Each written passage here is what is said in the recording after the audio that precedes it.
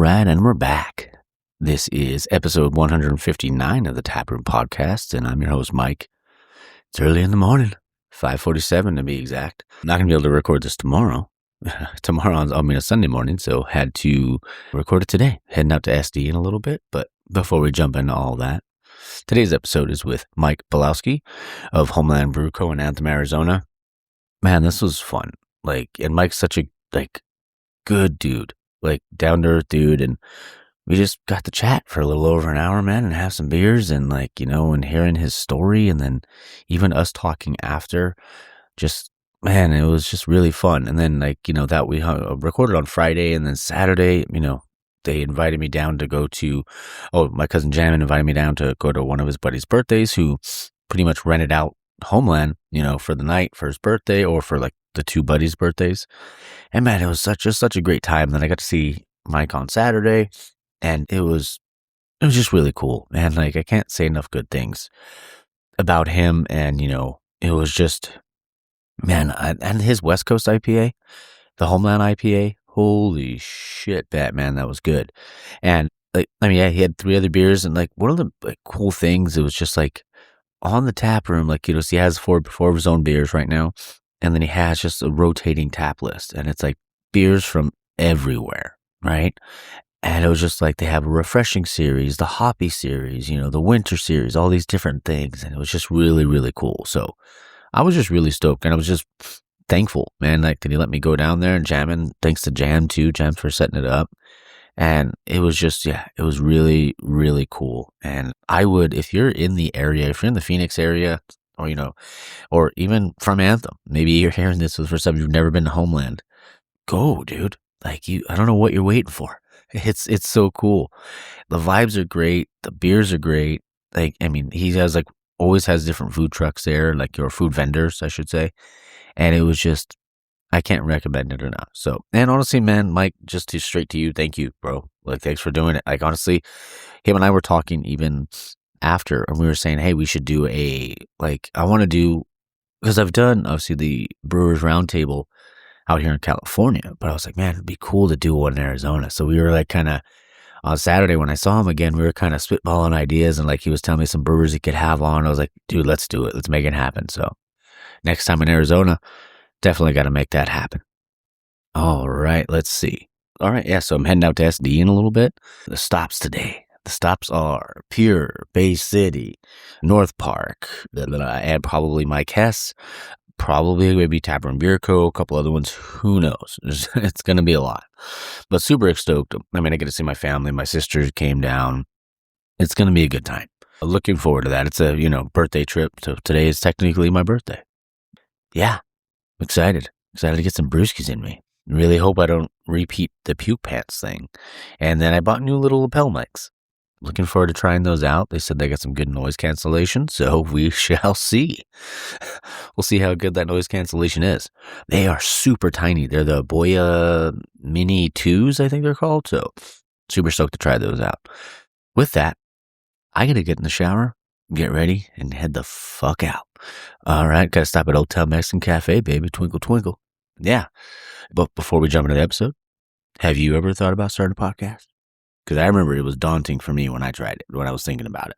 So one thing that makes it easier, I remember first thing I was how do I get on every, every device? Well, not every device, but every platform. And Podbean, I used a different service before, and it just was not for me. It wasn't bad, and I used it for over a year, but it I don't know, it just lacked pizzazz, and that's what Podbean has. It gives me it shows me all the analytics. I just got a crazy amount of downloads in Singapore the other day, and then back in I don't know. It's we're in a lot of countries now, baby. But it gives me all that information, and it gives me the tools that I need to be able to see to explore different countries, or how to get into different countries, and just all of the different ways you can make your podcast better. So if you've ever thought about starting one, or if you even have one already, you can use Podbean and just use the promo code. Go to podbean.com/taproompod, and you'll get your first month free for distribution. So, all right. So let's jump into the episode with Mike Bielawski. Hope you guys enjoy it. Stay tuned for the outro. Cheers. All right, guys, we're back in the tap room, and I'm your host, Mike, and I'm a very special guest on the show today of Mike Bielawski. Yep. I said it right? Yes, you did. Sweet.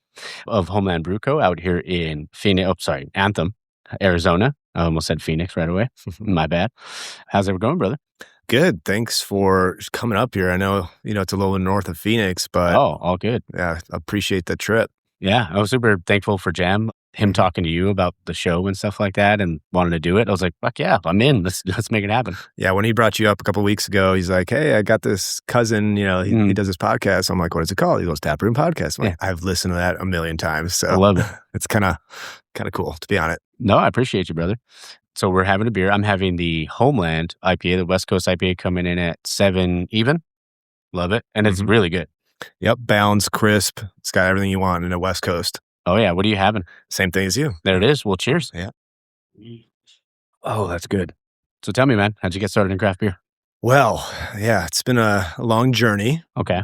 But, growing up in the Midwest, beer has always been a thing. Obviously, during the college days. Yeah. Back then, it was New Glarus, Spotted Cow, what I mean? So that's like the OG. And there was obviously a lot of other breweries, but I never really got into craft beer until I moved out to LA. Yeah. But obviously in San Diego, LA, every corner has a craft brewery. I met my wife in 2017, and she had the same fascination with craft beer as I did. And so anywhere we traveled, we're having a beer, we're having a pint, we're trying to find the holes in the wall or the big manufacturing companies. So that was cool. And then I started working with a friend of mine in a spirits industry. So it was vodka and whiskey. Wow. It was a craft distillery. It's called Broken Barrel. And yeah, we basically started from just California, and we ended up going up to 32 different states in the industry. But along those lines, we were traveling, we were going to expos, we were going, everything. And it kind of correlated with the beer industry because, there was a lot of breweries at these places too. So I'm trying a little bit of whiskey, a little bit of beer, all the good stuff. But curiosity turned into obsession. And then, I started homebrewing. Then I went to work for a few breweries. And then along those lines, like I said, we worked with Broken Barrel. So I was doing the business side of it too, with brand building and distribution. So it kind of all just came together. Yeah. We moved to Phoenix in 2020. And during COVID, we created this idea. We're like, let's open up a brewery, let's do this. And we didn't know where. We just wanted to do it because it's just, our passion, and we love the people around it. And, happy accident, we ended up moving up to Anthem. And my wife's like, hey, why don't you just open up an Anthem? I was like, okay, maybe it's a smaller town. I don't know if it's going to work up here. And you know what? It's actually exactly what Anthem needed. So we've opened up in July 4th of last year. Okay. And now we're going strong for 7.5 months. So, awesome. Yeah. Love it. Yeah. My cousin tells me he's here all the time. So. Like I told you earlier, I think we built the best escape room in Anthem. It's really hard to get out of here. It is. I mean, I'd be here all the time if I lived here, man. Well, we got a little bit of everything. We have a backyard, very family friendly, dog friendly. You got lounge area, you can belly up, you can, rub shoulders at the big picnic tables. Got a little garage feel, a little game room. So if I can't find anything you want to do here, or beer or cider or kombucha, anything like that, I don't know. I don't know what else to do. No, I mean, you guys have a great tap list too, because they also have guest taps as well. Yeah. So, I mean, you can get literally everything. Like looking at it, you have obviously the Homeland, like your own beer, and then you have the Grain and Orchard series, the Refreshing series, a Hoppy series, and a Winter series. That's fucking cool. I mean, that was kind of also like I told you, in 2020, we wanted to open up a brewery, right? Yeah. And then all of a sudden with cost and like infrastructure and just in terms of sheer investment, we're like, okay, let's switch up the business plan a little bit. So we went into more of a hybrid business model. There's a few beer and wine bars that are down in Phoenix, that like Wandering Tortoise, that got me thinking about it. I was like, I need to do something that has, some nostalgic brewery vibes. You can make your own, you can contract brew. You don't necessarily have to brew on site. Yeah. And then also have 16 rotating taps that, people can always find something they want. It's always new, it's refreshing. And so it kind of, I don't know, I love that business model. And that's something that I think are unique. Not a lot of people do that hybrid model. Yeah. So pretty stoked about that. No, that's awesome. And even just like looking at the different breweries, like you have stuff from Bottle Logic over there. You have stuff from Tripping Animals. You have just all these crazy, beers from like around the country. And I love that. Even something from Grand Rapids, Michigan. That's how cool is that? I always wanted to get a list that you can't find at Fry's or your local supermarket. I wanted to just step out of normal. And that was also tough too, because our clientele up here, they drink a lot of Coors Lights and Ultras. And so when they first started coming here, yes, the experience is awesome, but also they're looking for that beer. And I'm like, hey, let's just try this. Yeah. Like, let me just take your taste buds a little bit further, a little bit this way. And now, like, I got them hooked on craft beer. And there it is. I'm not going to have Ultra again. Yeah. No, and that's the best part, because like you said, sometimes people are so like kind of set in their ways, or like I would say like the grandpa kind of thing. Like I've been drinking this beer for 40 years. Miller Lite for 40 years. Yeah. I'm never going to switch. But if you can get them to try one little thing, like, hey, well, this kind of tastes similar. For sure. And then it just kind of opens up their eyes and they're like, well, let me try that now. Yeah. Or let me try this. Even with like some of our, like, I have a rotating Pilsner tap, and sometimes I do New Zealand ones, I do West Coast, I do French Pilsners, I do Italian Pilsners. They love Pilsners, but they never really had that variety. And so they're like, I could definitely tell the difference in breadiness or whatever from the last one. And so it's just kind of a journey for them as well. So, yeah. That's awesome. I built a company. I call it BBE, Beer, Brand, and Experience. Yeah. If you could do those three things right, then, everybody should be happy and successful. So I love that, man. Yeah. And so, like, did you homebrew at all before? Or? Yeah, I homebrewed. I wasn't good at it. Okay.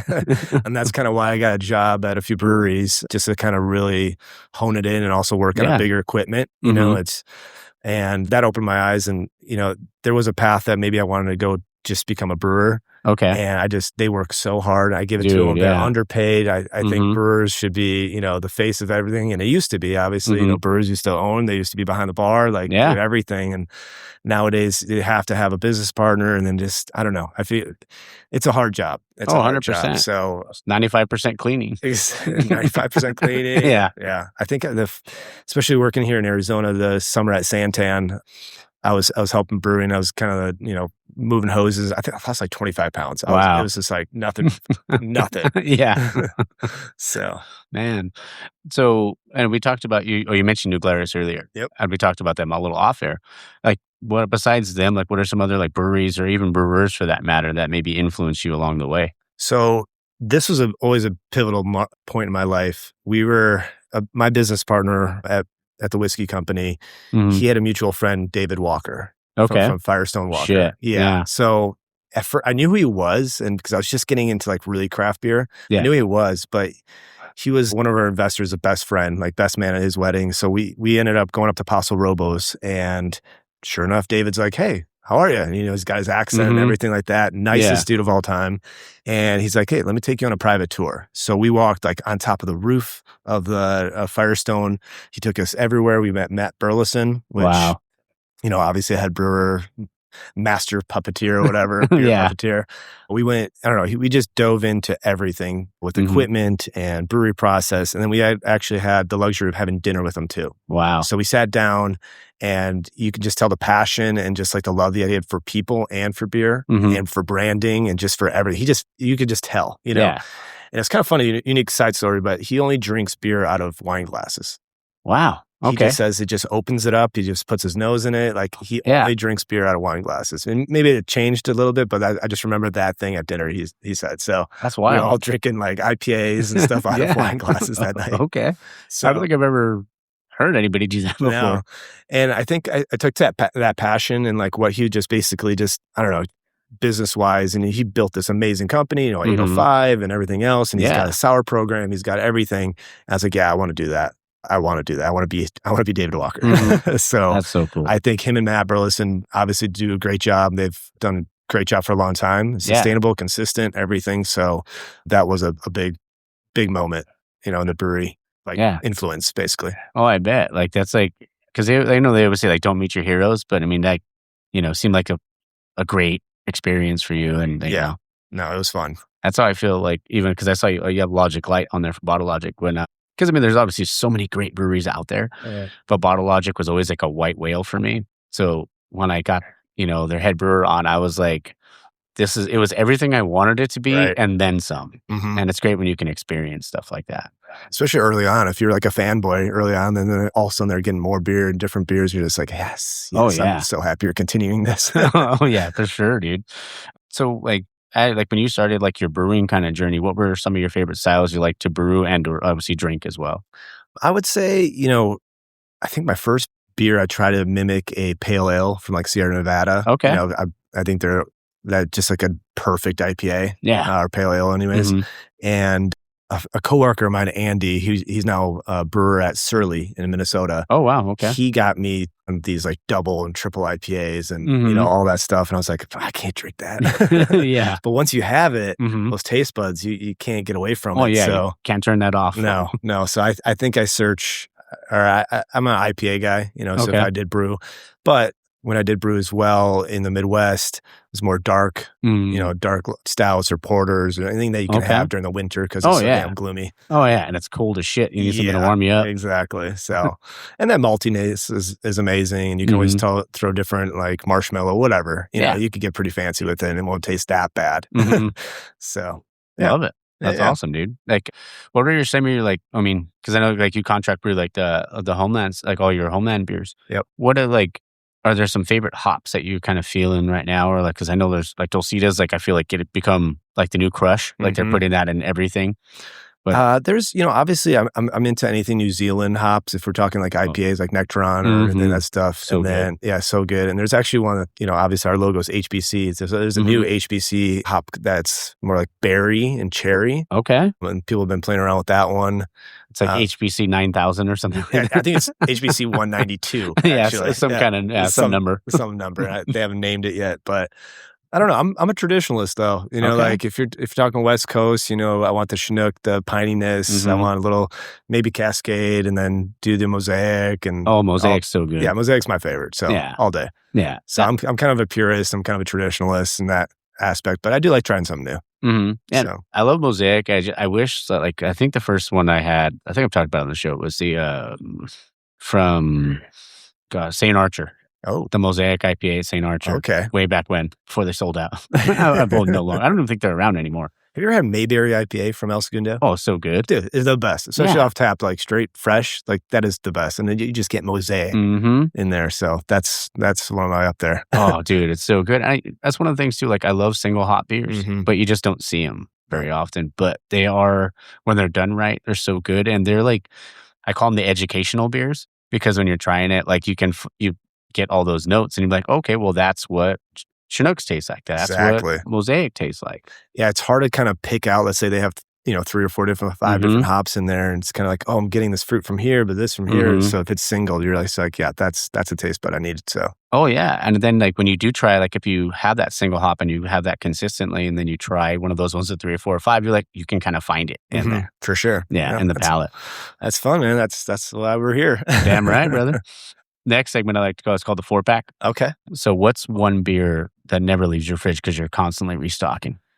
Ooh, this is locally anything from Red House. Okay. Anything from Red House I need to have. I'm a big renovation guy. All right. If I'm talking, people know I'm from Wisconsin, so they bring in spotted cow all the time. Oh, so there you go. We might have to have one after this. There's a couple in the back fridge. Let's do it. That one I try to keep out. I might not drink it every day, but at least I know I have it. So for like a special occasion or a Packer game, I'll whip one out for good luck. There it is. So I can't go wrong with that. California beers, like the brewery, if I can get my all the time. So the luxury of having your own tap room. Yeah. I have a pretty big fridge, so there it is. So any good IPA, West Coast IPA. Yeah. It's awesome. Okay. Next one, if you weren't in beer, what would you be doing? That's a good question. It's kind of hard not thinking being in this industry, but I think if I'm or it could be like, what did you want to do when you were a kid? What was actually, your dream job? Weirdly, I want to be a golf course architect. Like, okay, that's all I wanted to do. I wanted to design golf courses. That's fucking cool. That's my dad was an architect, and so but I also love to golf and be outside, and so I guess beer does have a little bit to do with golfing. Yeah, I mean, you gotta have a few when you're out there. That was my initial plan. I moved out to Costa Mesa. I think when I was 18, I was going to go to San Diego Golf Academy. I decided not to pull the trigger, and that was a big regret. But same time, that's the way it crumbles. Yeah, so. I mean, and look where you're at now. Right. Yeah. No, doing something you love. Yeah. You got the waste management open. Just went yesterday. There it is. Yeah, just went yesterday. I love it, man. So, I mean, as long as you're doing something you love, like all that matters. Like There's nothing worse to me in life than doing something you just like fucking hate and you just complain about work all day. And yeah. It takes everybody a different timeline to get there. But Yeah. once you're there, waking up in the morning is not hard anymore. You're super psyched about it. And, especially being here too, the rewarding aspect of this tap room is seeing everybody on the other side of the bar being happy. Yeah. They feel like family now. I've only been in here for like 7.5 months, but Anthem is amazing community. They've given back. They've supported us. We try to support back, obviously. Yeah. But that's kind of what Homeland is built on. So I love it. Yeah. And like, even like, I'll jump into the third one in a second, but what was it like seeing like, maybe the first day opening and someone coming in and enjoying one of your beers? It's still surreal. Yeah. Like, it's from day one to, whatever day this is, month 7.5. Yeah. I do love seeing the locals. Like every month I get nerded out on the split of new customers to old customers, returning customers. And there was a few months that like I had new customers over returning. I was like, oh, that's awesome. And so like every time I sit back with my wife, sometimes we would sit back here and I look around, we're like, holy shit, people are having a good time. Fuck yeah. They're having fun. Also like putting the cell phones down. You're meeting new people. Yeah. We do a great bingo night where like we do beer shots for the table. Love it. And so like if you're sitting like right now, we have a 20-foot picnic table. Yeah. People will leave their table, go sit with them because they have a better chance of winning. But they also are like now meeting people. Yeah. So like, they're all rooting for each other. So it's still surreal, I think, to this day. But that first weekend was insane. That's fantastic. So absolutely insane. People just kept coming in. So it was cool. So that's great, dude. Congrats. Thank you. Yeah. I mean, like I said, we had a lot of support. Our Chamber of Commerce here in Anthem has been very supportive. We do a lot of collabs with local companies or local businesses around here because everything's so hyper local. So we have like ice swing, indoor golf, infinite jiu-jitsu. So that's sweet. Everybody's been super supportive. So yeah, that's great. And that's a perfect segue into question number 3 question 3 of the 4-pack is you get to collab with any brewery in the world. Who is it and what do you make? Oh, I would have to go Firestone. I mean, there it is. So David and I can have that beer. Yeah, out of the wine glass. I don't know if he remembers me anymore. It's been like 6 years, but yeah, out of a wine glass, just sit there and just. I would go Firestone. Okay, they're so much more than just 805. And, they're like their Pivo Pilsner is insane, and I wish I can get it here more often. And then their sour program is just insane too. Wild. So I would do something with Firestone probably. Okay, I love that. Yep. Next one, what's your? You know what? I'm going to... so this one's normally what's your guilty pleasure that you secretly love or not so secretly love? So you can answer that, but I'm also going to ask you a bonus question on the side of that. So I'll let you answer that first. Guilty pleasure? Yeah. Shower beer? Oh, there you go. Nothing wrong with it? Sometimes you just need a shower beer. Yeah. They always like have those top 5s. Like what's the best beer? Like golf beer, airport beer. Shower beer. Dude, I never thought about that. I'm going to write that down. You have to. Like, what's your top 5 favorite beers? Yeah. Vacation beer, like right when you get off the plane. Yeah, favorite place to have a beer. Yeah, I'm gonna type that in real quick. Sorry. So I would have to. Yeah, no, it's fine. I would say guilty pleasure is having a shower beer. Before you're going out or whatever. I guess not in the morning, not 9 a.m. Yeah. Sometimes it's necessary, especially when you're on vacation. Yes. Love that. So that bonus question I was going to ask was, do you have like a guilty pleasure song or movie? Like I'll tell you, mine is All Star by Smash Mouth. Okay. You just jam out to it every time? Yeah, dude, I was on my way to pick up my buddy before we head to the airport so we can fly out here. And I was like, just, hit shuffle on whatever on my Spotify. And that came on. I was like, all right. I was like, here we go. I haven't heard this in a while. That's great. That's great. I think my wife can attest to this one. I don't usually go this high pitch on the vocals, but any type of like Van Halen or some like hair band. Love it. I'll have a few beers and I'll just let it go. So I can get to that level if I needed to. Yeah. But yeah. Dude, I love that. Like, one of my favorite songs of all time is "Here I Go Again" by Whitesnake. Oh yeah, that song just gets me all jacked up. Now that I always think of Ricky Bobby on that too. Oh yeah, fucking love that movie. Yeah, it's so good. So many one-liners. Unfortunately, we don't have that anymore. Oh yeah, those days have passed. I know. I miss those freaking. I miss all that. So good. Next question. So I'm just looking around at the brew. You have a beautiful Taproom. Thank you. It's fantastic. I love all the wood accents. I love like the metal kind of shed kind of metal. Yeah. Yeah, that you have there, like the Honda motorcycle. I've always been fascinated by motorcycles. Like I've always wanted a Rebel when I was a kid. But I've had that thing for 20 years, I think. That's awesome. Yep. It's beautiful. Thank you. Yeah. It stranded me out like 10 miles out from my house like multiple times. So now I've retired it. Okay. It was in my whiskey room, but now it's in the tap room. So Well, it looks beautiful. Thank you. But I love what you put together. Like, and we'll talk about the dog tags in a second, but like all the military stuff, like, all the veterans, and even there's a sign over there that says buy a vet a beer, which is fantastic. I love that. Like, but like obviously like incorporating like local culture into the brewery, I feel like it's vital. Like it's something you have to do when you open up a tap room, because you need your regulars, right? Mm-hmm. But you also need to bring in that new clientele, like you mentioned. But how do you incorporate all of that into like to make, and like, the place is called Homeland Brew Co. Like, how do you make the locals feel like this is home? Yeah, that's a good question. I mean, like we always use the tagline, home is where your beer is. I love that. Yeah. So, and 75% probably clientele up here is first responder, teachers. Love that. Military, ex-military. And I didn't do that on purpose. It was just a brand that we've always had that we wanted to create, and create a platform that we can give back to that. Even if it is from we call it port forward. Yeah. So a lot of times they'll buy a vet of beer, the vet will get it and he'll buy another vet of beer. And it just keeps going. And we'll ring the bell and everybody claps. That's so sweet. they know it now. Yeah. But, so that culture in Anthem is very strong. So like I said, I didn't do that just because of that. I did it because that's what we believe in.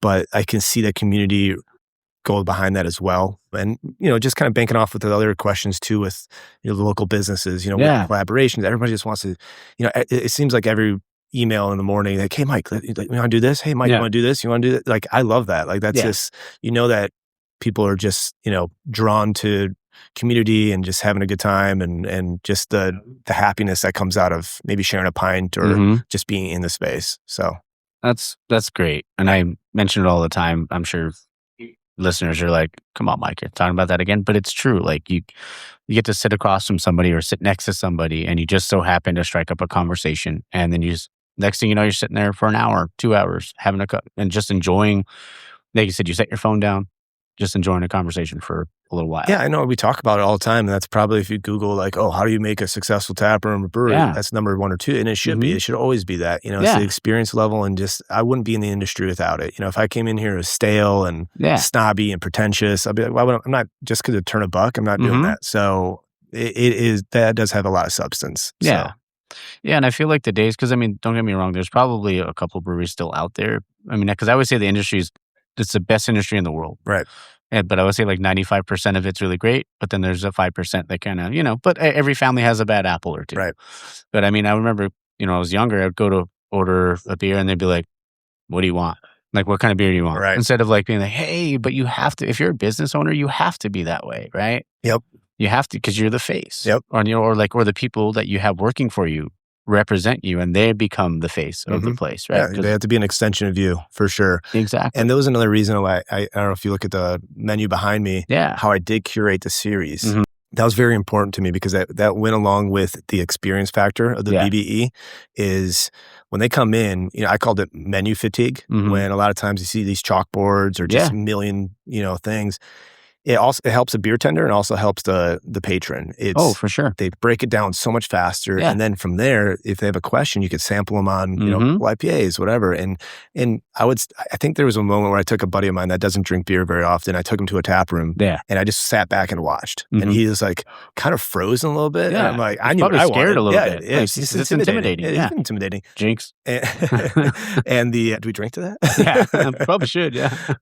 But and unfortunately, at that tap room, the beer tender didn't help him at all. So I stepped in and, I'm like, hey, let's just do this. And so that got me really thinking. I was like, how do I alleviate the stress or any type of, just streamline this process and just make it enjoyable for every novice or, for you too. If you want a hoppy beer, you're like, boom, right there. Yeah. Hoppy series. So maybe I'm giving away all my secrets, but I think that's a very important aspect of the experience. It's fantastic. And it is important, because I always say beer education is important, because if you can build the trust with that brewery, like, not only they will come back because they knew, like, you gave them something, like you told them, a lot of times you ask them like, okay, what, like you mentioned earlier, what kind of beer do you like? Right. And they mention this, oh, I like this, or I like Modelo, or I like, Coors Light. I'm like, okay, well, let's try this Pilsner. And maybe, hey, next time let's try this hoppy Pilsner. Mm-hmm. And then let's try this IPA. Yeah. That's probably, I teach my beer tenders too. Like that's probably the second question besides, hey, how's your day on? Mm-hmm. What do you like to drink? And then third question would be like, hey, what'd you have last time you were here? Yeah. And then from there, like, oh, let me try you on this, or this is new, Finding your gateway beer, brother. Exactly. Yeah. And so everybody seems to be open to it, and they're like always happy when they leave. So. Oh, yeah. So I at the end of every episode, I say, support local, drink local, and find your beer. Yeah, find your beer. That's what it's all about. Exactly. Like finding the beer, because there's a beer out there for everybody. For sure. So for sure. It's just a matter of finding that right one. Yeah. And the industry, obviously, breweries shutting down. People drink when they're happy, they drink when they're sad. Yeah. And I think the industry will have its turnaround. And unfortunately, we are seeing a lot of breweries, close down. But I think it's just a little bump in the road, you know. So, and there's, like I said, with our menu, you can have ciders and seltzers and you can have everything, sour, whatever you want, kombucha, so you can open that up to a lot of other. You don't have to go heavy in the paint with the 7.5 or 8% IPA. Yeah. You can go light and still enjoy yourself. So, oh yeah, I love that, man. Yeah. It's what it's all about. Mm-hmm. Excuse me. Let me put in a timestamp so I can take out that cough. 27. Next one is called Locals Only. Okay. So favorite spots to, like, if someone was coming out like here, like, if they were in Anthem or in Phoenix or like a local area, where would you say, like, obviously come to Homeland, but then where would you tell them to go? Like, whether it's like for like a hike or anything, just a local restaurant or anything like that. I think if you want to park somewhere and enjoy beer right now, downtown Phoenix is exploding. Yeah. You just added another brewery called Formation, and it was the owner of Denver Beer Co. Wow. And they put a lot of money into a beautiful space. But if you walk down the street, we have a women's owned brewery called Greenwood. And then you have a Mexican brewery, Sana Sana. And then you have Pedal House and Arizona Wilderness. And so you have like 6-7 breweries within walking distance. And there's a tap room down there too called Tap That.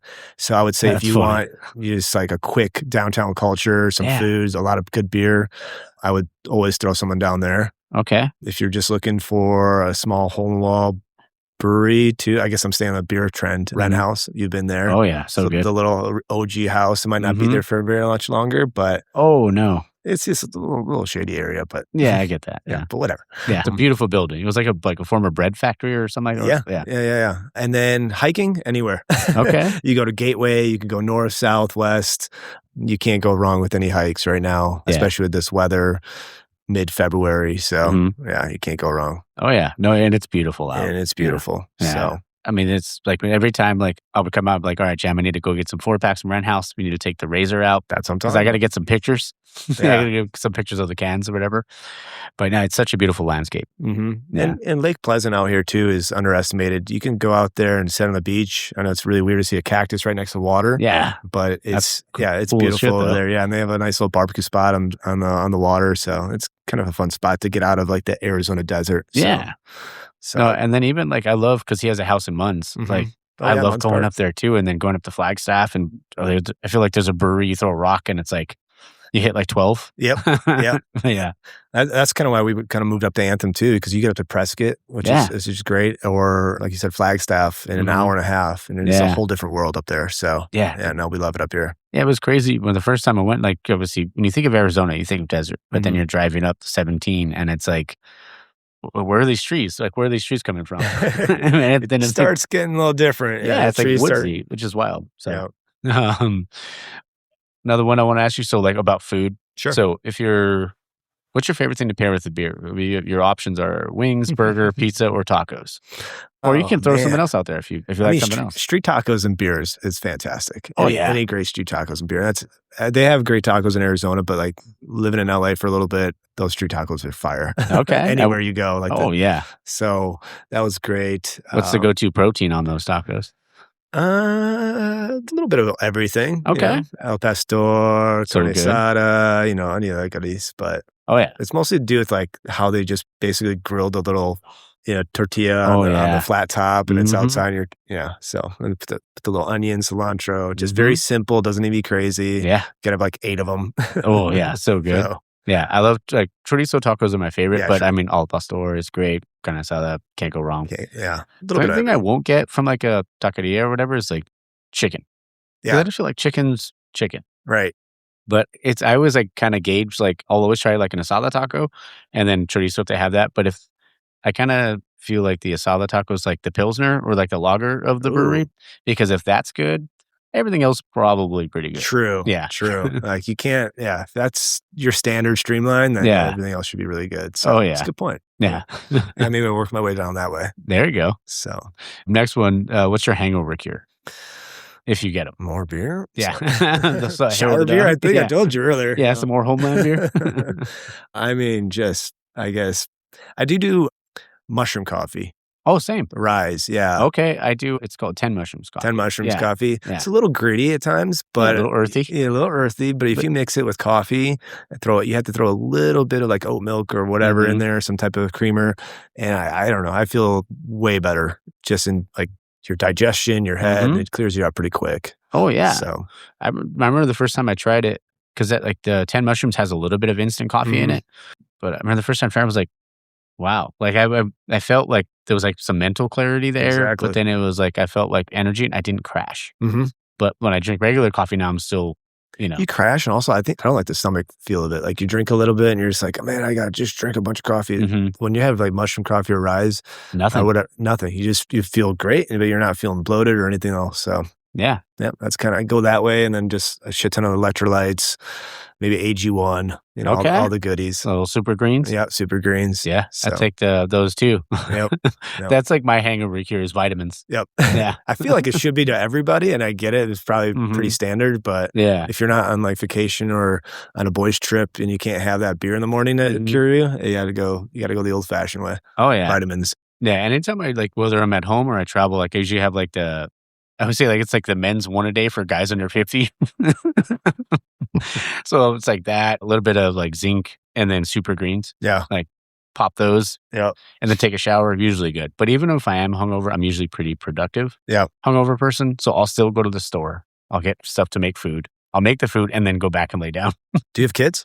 No. Yeah. Just my dog. That's my hangover cure, actually. Oh, yeah. Because they wake you up. My 2.5-year-old. There is no hangovers. Yeah. There is no sleeping in. I don't remember the last time I slept in past 6:30. Dang. Not a bad way. Like, she won't like scream, but like, you have to be right back to it. You can have fun the night before, but that's the hangover cure, I guess. I take that back. Having a kid. That's the hangover cure. Oh, I bet. Oh, that's awesome, dude. Should we grab another beer? Yeah, let's do it. Sweet. All right, we're back. I'm having the Deep State IPA, 6.2%. Still don't need glasses. What are you having, brother? I went with another Homeland. Okay. Yeah. I'm probably going to go back to I'm going to try a little bit of the amber after, because I love amber. Solid. Dude, I love a good amber, love a good brown. Yep. Love those styles you don't see as often. So when I do see them on menus, I will definitely give them at least a taster. Are you a Hefeweizen fan? Dude, so I don't know. I mean, I think I've talked about this, but like when I was a kid, started drinking really early because of jamming. Like got me started drinking like 12, 13 years old. But there's a picture of me holding a pyramid half when I was like 16 or 17. And that was like, to me, that was like craft beer. I guess my introduction, I feel like, to something that could be different than the traditional styles. Right. So I do love a half. I don't drink them as often, but I will try them. It depends. Like the flavor profile can be different, but not different, but ours is very banana and very clove. Traditional, but it's. I would say I've had, I don't know, thousands of Hefeweizens, and that would not just being biased, but it's a solid beer. So I'm definitely down to try it, brother. Okay, 5.4. Yep, number one there. Love it. Okay, so next one's called the 6-pack. It's a rapid fire. Okay, lager or IPA? IPA. Hazy or West Coast? West Coast. All righty. Music or sports at a brewery? This is a tough one. They both have their time. Yeah. I would Depends if the Packers are playing. Well, I'm not a big sports bar kind of guy. So if I can watch sports and have craft beer, all day. Perfect. So I would say sports. Okay. But I do also love a really great band and just chilling out. Yeah. You know what I mean? So I'm going to say sports. Let's say sports. Love it. Okay, next one. Favorite taproom outside of Homeland or brewery outside of Homeland? Right now, I'm going to keep it local, Wren House. Okay. Yeah. Perfect. Favorite drunk food? Because then we talked about hangovers, but what about like when you're just end of the night, you're feeling it? Am I at home, or am I going home, or am I going to wherever Vegas? You want? Okay. If I'm in Vegas, I'm doing late night sushi or a smash burger, Okay. like In-N-Out or something. Yeah. But mostly late night sushi. All right. If I'm at home, here's my another guilty pleasure. I'll just piece together whatever I can find and try to like just Gordon Ramsay it. And I think it's probably the best thing ever. And then my wife has it or I have it, and it's like, no, it's not good. But otherwise, it can turn into gold, and this is like delicious. So yeah, I don't know. I like piecing together leftovers, whatever I have in the fridge, and you're drunk, you're kind of bubbling around and, making some type of weird quesadilla or something. Oh, dude, that's the best. Yeah. And it's always funny because like it's like when you're like super hungry and you haven't eaten all day and then you finally eat and it's like the best thing you've ever had. And then you go back to try it again. You're like, it was all right. Yeah. It's fine. Why did I eat that? Yeah. Why did I eat that?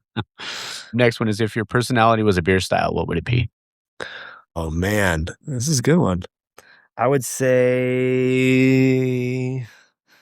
a Pilsner.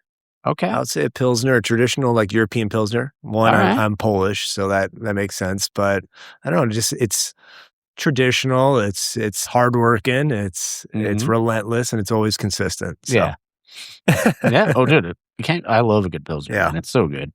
And when they're done right, it's chef's kiss. Oh yeah, exactly. And I feel like so we talked about like the introductory beers. I feel like that's it. But like my brother's the kind of guy like who goes to a brewery and orders a Pilsner, but because he loves his West Coast, he loves his hazies, that sort of stuff, which I understand.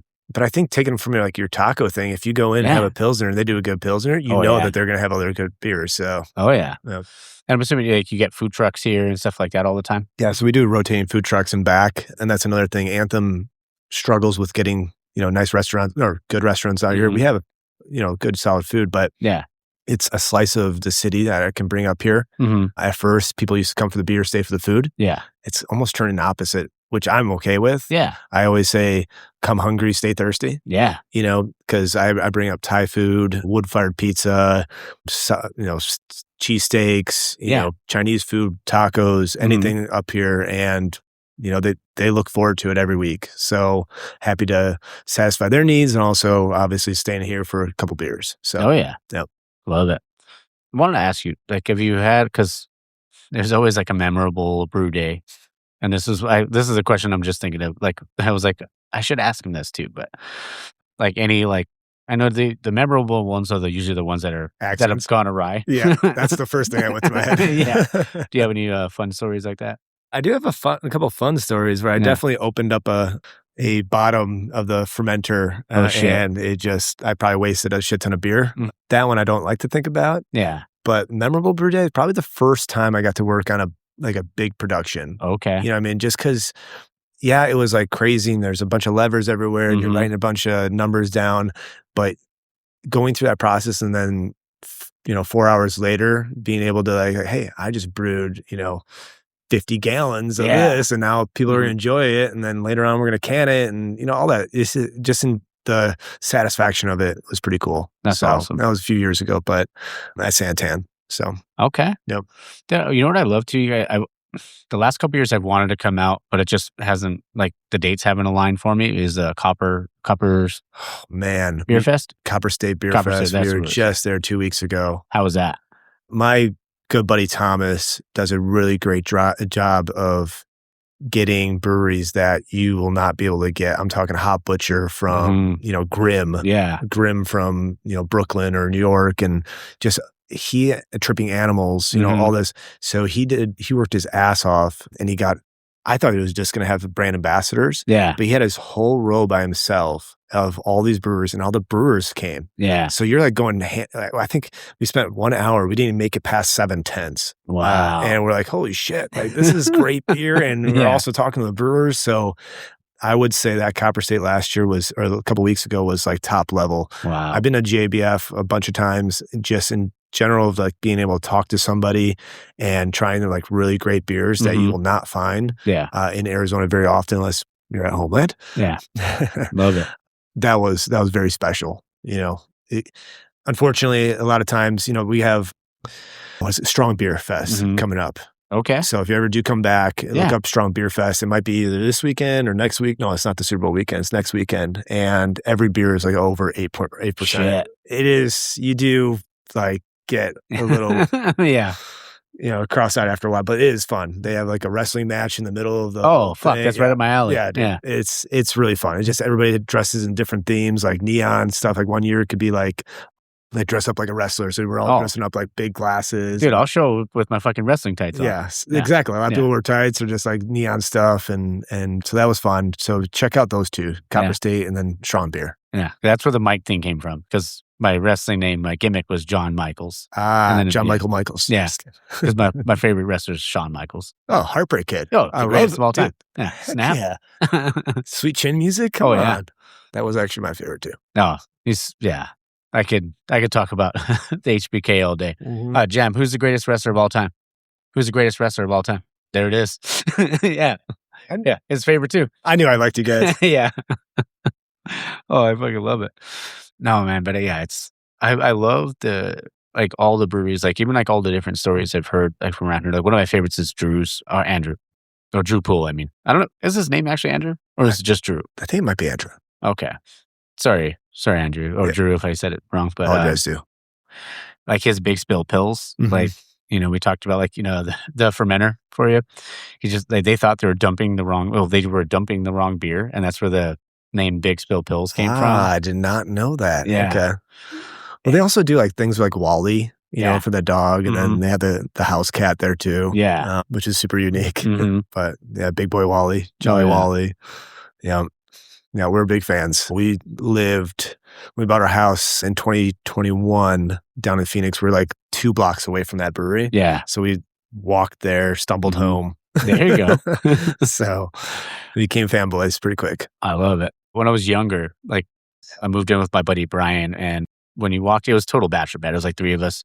You walked into the house, like there was a pool table. Instead of having a dining table, we had a pool table there. Of course. And then we had a beer room and a smoke room, so we could smoke cigars or cigarettes, or and then had a keg of Stone IPA and a keg of Pabst. Oh yeah, yeah. So we were getting shitty all the time, and I forgot where I was going with this story. The house cat, house dog. Yeah. Big meal spills. The drunk walk. Okay. So we would be getting shit faced off Stone IPA and whatever else, and we would have like Murphy's or like in the fridge because we had our beer fridge in there too, and like 2 couches. But we would make the drunk walk to In-N-Out. Nice. Yeah, and you mentioned that In-N-Out earlier. What's your order? I'm again purist. I go singles. I can't do the doubles. I'll get 2 singles instead of a double. Just, I don't know. Yeah, a little more crushable. Yeah, I'm a fat ass. Yeah, 2 doubles. No 4x4. Oh shit! Just meat and cheese. Okay. And then I get a chocolate vanilla shake and cheese fries. You do the animal style fries, right? No, just cheese fries. No, just cheese fries. Yeah. Okay. But I dunk my burger and my fries in my shake. Oh. Yeah. Okay. It's weird. I know. Okay. A lot of people think it'd be like, that's fucking gross. But I'm sure it's delicious. It's sweet and savory. Okay. Yeah. And you get like, it's weird because you get the hot, the burger, like temperature wise is hot. And then you get like the coldness from the shake. Mm-hmm. It's, I don't know. I used to dip French fries in the shakes. Yeah. I didn't do the burger thing. So if you ever get a chance, buy a 3rd single, but just get it just meat and cheese. Okay. And just a small chocolate shake or something, and just try a couple bites. Looks like I know what I'm doing tomorrow night. There it is. I love it. A few more questions for you, brother. If you could have a pint with any historical figure, celebrity, or anybody in the world that, living or gone. I was just going to ask. Okay. Living or gone. I got 2. Can I answer 2 questions? Yeah. Okay. Oh yeah. Because even like, you can do like a celebrity, you can do like, 2 or 3, whatever you want. If I'm going out and we're going to we're going to belly up and have a beer, 1 beer, 2 beers, I'm big into like conspiracy theories. So I'd go like Nikola Tesla or something. Oh yeah. Somebody that I can ask, like he definitely pioneered, I was electricity and all these towers, but then he just vanished and got killed or like whatever. And there's just too many conspiracies behind that, or the big companies want to take them down. I just want to know like Edison, Dick. Yeah. Yeah. Somebody. Yeah. Somebody had to do something. I don't know. Someone along those lines, some conspiracy theory. I don't know. I can just go down that route if I'm just gonna have 1 or 2 beers. Yeah. If we're just gonna go out and have a day, and like just get like a waste management day. Exactly. I'm gonna take a John Daly. Okay. Oh yeah. Rip heaters and just 12-pack by 12. Oh, I love how you said rip heaters. So when we were in Wisconsin, we were in Green Bay. Yeah. There's a guy in front of us, busts out some Cowboy Killers. Busts out some Marlboro Reds. Marlboro Reds, yeah. Ripped a heater right on our seat. He looked back and he was like, "You want one?" I wanted one so bad. But I was like, "No, like, this is my first time here. I'm not trying to get kicked out." No. And all they did was they came over and they gave him a fan penalty card. Yep. And I was like, that's it? Yeah. I was like, fuck, I should have had one because then I could have gotten that and then framed that thing. Yeah. I don't know if I should tell this story because it's on a podcast, but I won't name any names. Yeah. But last time I was at a Packer game, it was a long time ago since we moved away, but I went to that Des Bryant catch. Oh, fuck. That was playoff game. Yeah. And they were like, was it a catch? Was it not a catch? I think personally it was a catch. It looked like a catch to me. Like that. I don't even know what a catch is anymore, but speaking of heaters. Yeah. While you do that, I'm going to find that photo. Tell the story.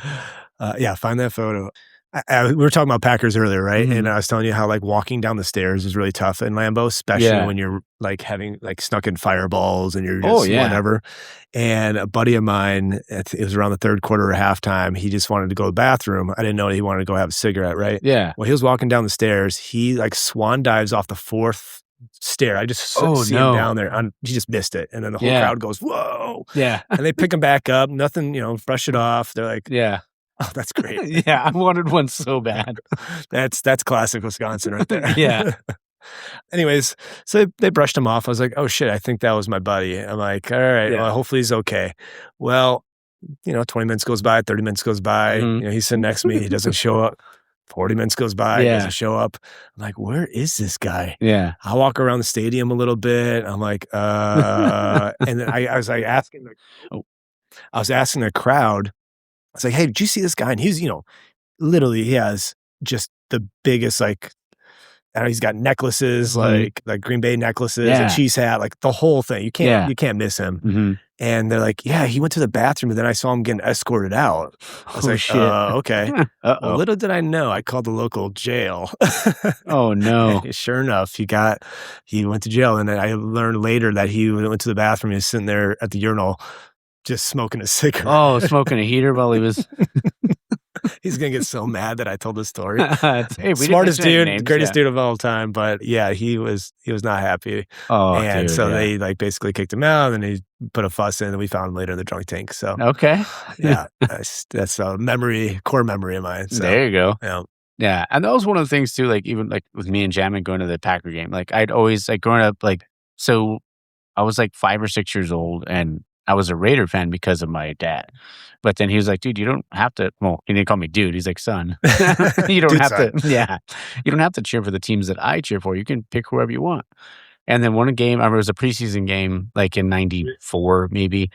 And I think it was like 7. And I saw the Brett Favre and like he threw this bomb of a pass. And I was like, Dad, is it okay if I cheer for them instead? My boy. Yeah. And ever since I was 7 years old. He could throw 4 interceptions and 4 touchdowns and win the game. Yeah. And you're like, yeah, that's my guy. And with a broken rib. Yeah. And I fucking hate the Bears, sorry. But like, I feel like that's what Caleb is now. Yeah. Like he'll throw 3 or 4 picks and then throw. That was heartbreaking. I didn't want to talk about it. It's too soon. I didn't want to talk about it. I know. Too soon. Don't want to talk about it. It broke my fucking heart. But going to that game though, when he threw the pick at the end, that was that was nice. That was one of the that was a bucket list moment for me.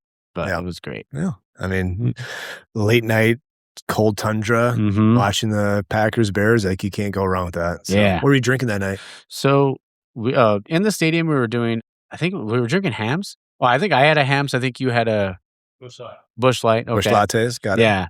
And I was drinking hams, but out when we were tailgating, we went to Central Waters, Milwaukee, and like Lakefront Brewery. Yeah, beautiful. I'm trying to remember what was the name of the beer, Jam? Do you remember? The Lakefront beer? The Lakefront beer? Yeah.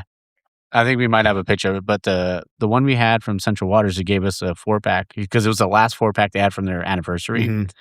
It was a Small Heron, and that beer was, I remember trying it. I mean, it was kind of one of those moments where you have the beer and you're just like, whoa. Yeah. Yeah. Like, what the fuck? Like, what kind of wizardry did you fucking pull off to do that? And it was... What kind of beer was it? Like a New Zealand style Pilsner. Yeah. And it was like 3 waters. Huh? Essential waters. Yeah, that was a Small Heron. It was 3.8%, I think. Nice. Dude, and it might have been, if not the best beer I've ever had, like easily top it's like 1A, 1B, maybe top 3. All right, let's see if we can get some Central Waters up in here. Dude, yeah. I can give you the email of the... I know we get Lakefront in all the time, but Central might be a little too small. I'll give you the email for their head brewer, or their guy that he does the head of R&D. Cool, for them. yeah. No, I'll pass it along to my boy. Yeah. Sweet. Which one? Dive. Oh, yeah, the dive beer. Yeah, that one was good. And that was super light, too. But man, that facility in Lakefront, like it's beautiful. Yeah, it's beautiful. Yeah, it might have been the most, like, the prettiest brewery I've ever been in. And I mean that in the best way. Of course. Best way possible. Next one, so talking about beautiful breweries and breweries that we love. What's your Mount Rushmore breweries? Oh, there's 4, right? Yeah. I think so. You got to go Russian River. Oh, yeah. I feel like they have to be up there. That's a no-brainer.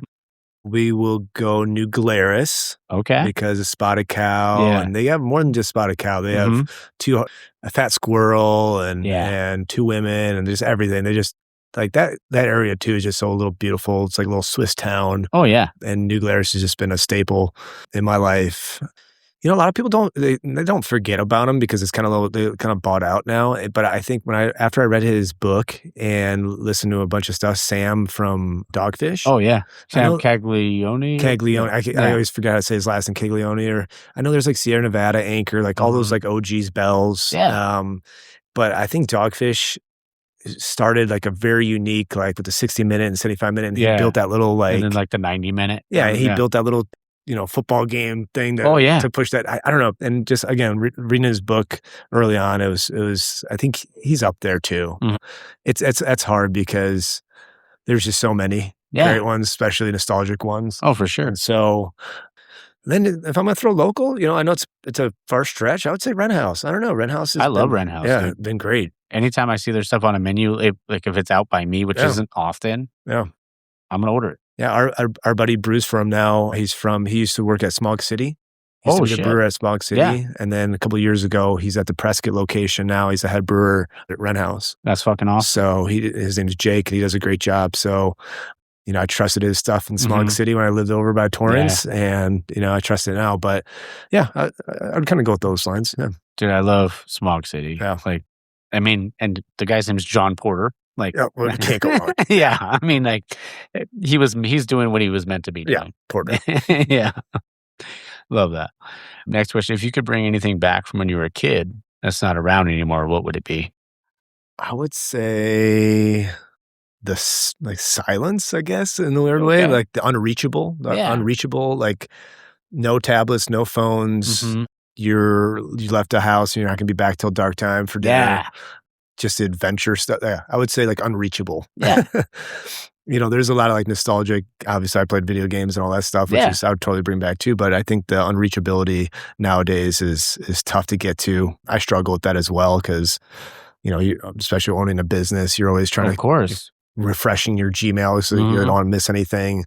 I was at Waste Management Open yesterday and I felt bad because I had a great time. My daughter was there. My buddy John was there. But at the same time, I'm like checking my phone because I'm not at the tap room. I'm not here. Like, and it's your business. It's my business. It's my baby. And, if I miss something, I might miss, a delivery or something. So I would love to take a time machine and just be able to go play in the woods and just shut your brain off. Shut the brain off because it's very important, I think. So being able to do that would be awesome. Yeah. So how about you?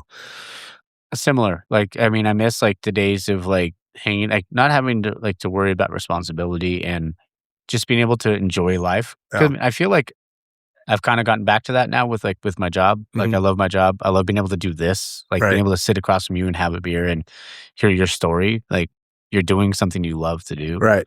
So I love that. But being able to play the Nintendo 64 with my cousins. And GoldenEye? Get like a fucking big New Yorker from Pizza Hut and like maybe try to sneak a beer, Life is so simple back then. Yeah. And it was easy because I feel like we were kind of like the last generation of playing outside and not being on a tablet. And like, yeah, sure. Like you said, we had video games. But for us playing video games, it was still like us being together. It wasn't just like us being on our phones, sitting in a place and not paying attention to one another. For sure. And sometimes it was like a punishment. Hey, you got to go sit inside. Like now it's the opposite. It's like your punishment is go outside. Yeah. You know what I mean? It's like, no, it should be the other way. Like you should live out there and like whatever. And or going to Blockbuster. Yeah, right. maybe I did this, maybe I didn't, but I would rip out like the one page of like the cheat codes that we needed from tips and tricks. Oh, I think everybody did that. Yeah. But like that was like the dream for me. I Right. thought like those guys get to watch movies and eat candy or Mhm. popcorn all day. Mhm. Like, what's better than that? No, yeah, no, that was I think we were very like the last generation to get that, obviously. And Yeah. there's I don't know what else I would say. That would probably be the number one key. Just Yeah, man. disconnect for a little bit. Yeah. So, And it's so hard to feel like with kids now, just trying to get them to do that sort of stuff Mhm. because of like, and it's because it's not the kids' fault. I mean, it's just like it's just the way it society, yeah, works. it's just the way it works, And it's actually funny that you said that because yesterday, like I said, I took my daughter to the golf tournament. Yeah. I didn't bring any toys. I didn't do anything, Yeah. and she had no idea where we were going. Mhm. I brought a little golf club with her. Yeah. And a golf ball, and we were outside for 5 hours. We're sitting on the side of the hill, we're walking, whatever, and you can just tell her brain worked a million times faster because when we got home, she was just like, just like didn't care about the TV, didn't care about it. She's just like woodworking. I want to paint. And this. Yeah. And like you can just tell how fast that goes. And it's just a little bit of a slice of outside or just doing something out of the ordinary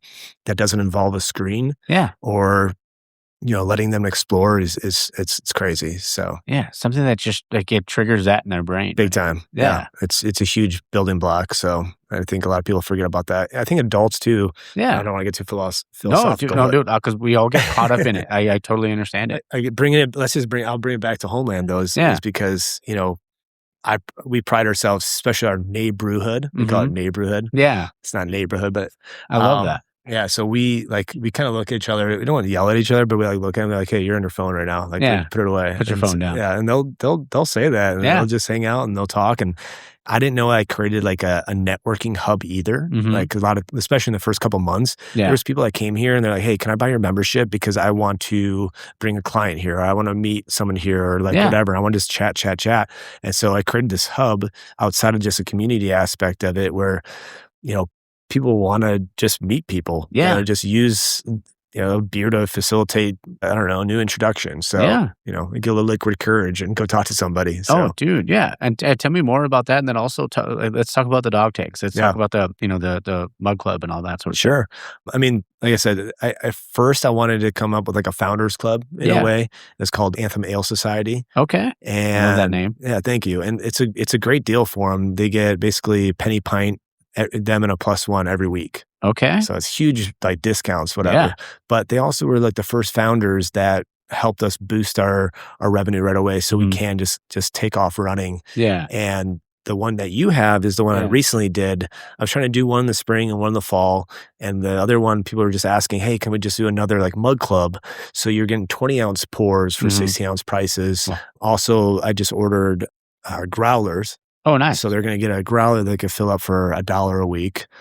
Which is sick. That's a steal. And then on Mondays, they get like 50% off 4-packs. Oh, shit. So all in all, again, I'm just trying to bring people in. Also, just make sure that, if somebody sits next to you with a 20-ounce bunch, they're like, "Oh, what's that? Yeah. I want that. I need that sucker. Yeah. Yeah. Let alone the dog tags are pretty sick too. They got your number on it and everything. So yeah. But yeah, we got a couple different memberships, which is really fun.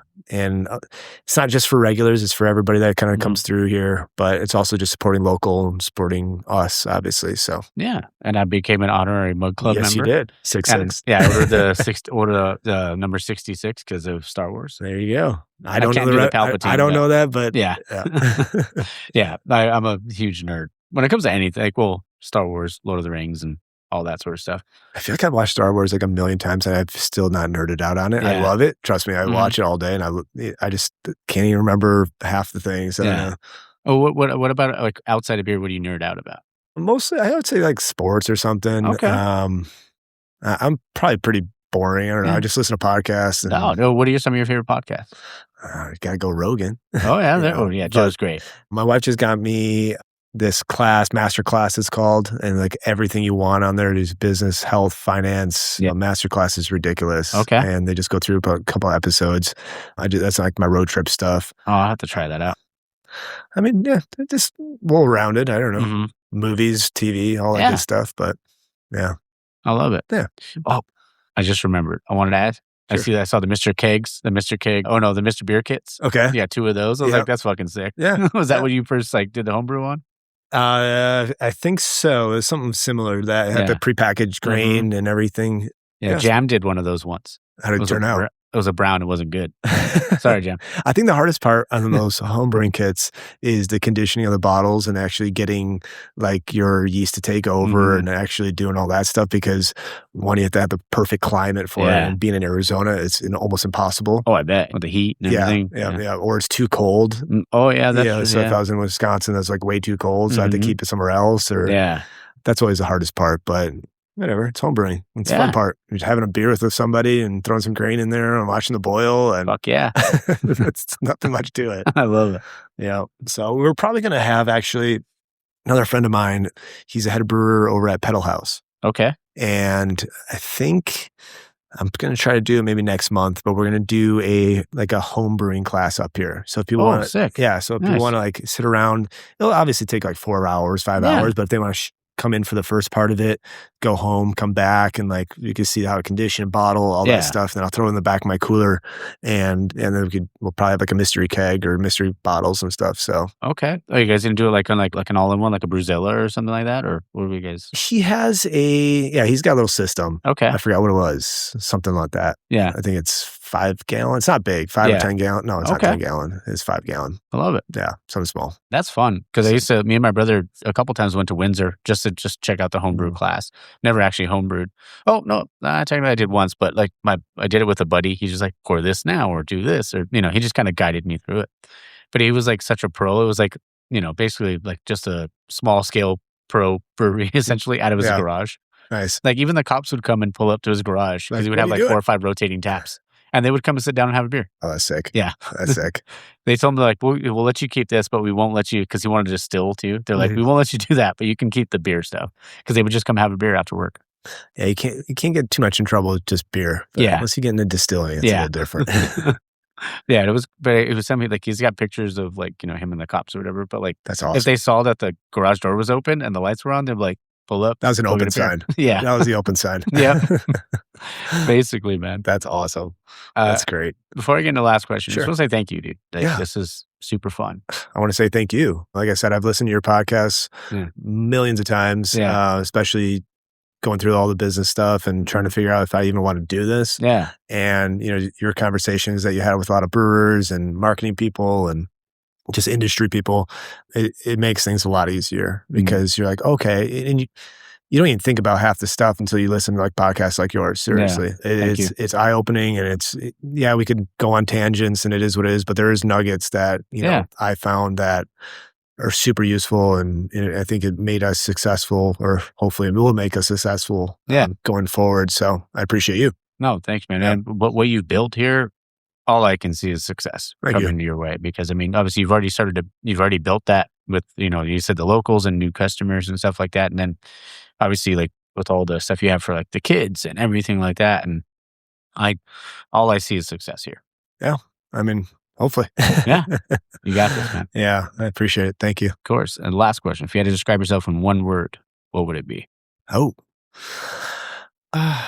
man, I would say I guess to go with what you're saying is just kind of relentless. I always want to innovate. Yeah. I always want to refine, redefine. I always want to keep the train going, make sure everybody's happy, make sure everybody's, it's something's always changing. I don't know. Change is good. Change is really good. But at the same time, you can have that home feel. So I don't know. For me, I'm always looking for the next event or next Wednesday. I can make some a little bit better. How to make this person's experience just a tad bit better. If they came in one time and they were a little down and didn't really enjoy themselves, next time I see them, I'm going to make sure, like, even if I have to give them a beer or something. I don't know. That's one thing. But being behind the bar, I pretty much know a lot of people that come in here. Yeah. And like you said earlier about the extension of your beer tenders is very important. Yeah. Because if they can't, those touch points, or at least like saying bye and hi, and if you want that goes a long way in our book. And that's kind of relentless too. I'm relentlessly trying to get everybody's happiness. Yeah. No matter what. So if they return, awesome. If they don't return, at least they can tell their friends or whatever it is. So yeah, I think that'd be my answer. Love it, man. Appreciate it. And that's one of the reasons why I love talking to brewers. Yeah. Because it's never good enough. No. And whether it's the business model or it's the beer or like anything you're doing within the tap room, what can we do or what can you do to make the next time somebody comes over to your play or to your place of business, like memorable for them. Right. And because, like I said, once they have that trust or like, they're like, man, yeah, we got to, it's Monday or it's bingo night or it's this or it's that, we got to come down, or they're having smash burgers today. We got to come down and get our beer, or you are doing the growlers. Oh, dude, I got to go pick up my growler for $1 or whatever it is. Whatever the just amount little nuances. Yeah. Yeah, for sure. And it's those little things that make a place like that's me and Jamin were talking about going to Boston. Mm-hmm. I want to go to the Cheers bar so bad because growing up, like Norm and Cliff, and that's why like you have that here. And I've always just felt like, man, like everybody needs that place where like sometimes you want to go where everybody knows your name. Yeah. Yeah. Yeah. So, yeah. And we do definitely have a couple norms here, yeah, which is great. One of the biggest compliments I got too, in Anthem, I got this from a few people from the Chamber of Commerce. Mm-hmm. They're like, where are you pulling these customers from? Like we've lived here for 20 years and we thought we knew everybody, and anywhere I go, I know everybody. Yeah. And I come here and I know nobody. That's and awesome. Like, it's a good thing and a bad thing. Like for them, they're like, it's mostly a good thing, but it's like, oh shit, like now I can meet those people, and like, where are you getting these customers? And, and so that was a huge compliment. I don't know if you meant it as a compliment, but I took it as one because I'm like, that's, there's customers and patrons and community out here that you don't know that, they just want to be out and having a good time. Yeah. So that was cool to hear. That's what beer does, brother. Brings people together. Beer community, home is where your beer is. Damn right. Let's end it with that. Well, cheers, man. Thank you again so much. I appreciate you. Cheers, bro. We'll call this one Mike and Mike in the morning. Cheers. Is that copyrighted? Yeah. All right, guys. I hope you guys enjoyed that. Like I said, it was a blast. And, being able to talk to them, and then like obviously get out there to see my family and out in Arizona. And can't say enough good things, dude. And like what's cool about it too, it's like it's so close to my cousin's house. We can literally take his Razor, so we go 4-wheeling, then go have some beers. All right. Next week's episode is with Kevin Limon. That'll be fun. I'm excited for you guys to hear that. I got to record at Highland, and man, it lived up to everything I wanted it to be. So at Highland Park Brewery, got to, talk to him, got some beers, had the Timbo. Fire. And then the week after that, let's see, what do we got? It'll be the San Diego, the birthday episode. And then I'm working on some episodes for this week. So I'm going to be recording with Lanisha. She's a brewer over at Angry Horse. So looking forward to that. That'll be on Thursday. And then trying to get something for Saturday and Sunday. So got to load up. Twinkle, twinkle, baby. All right. Well, I got to get ready. So hope you guys have a great week. Hope you have a great Sunday. And don't forget to support local, drink local, and find your beer. Cheers, guys.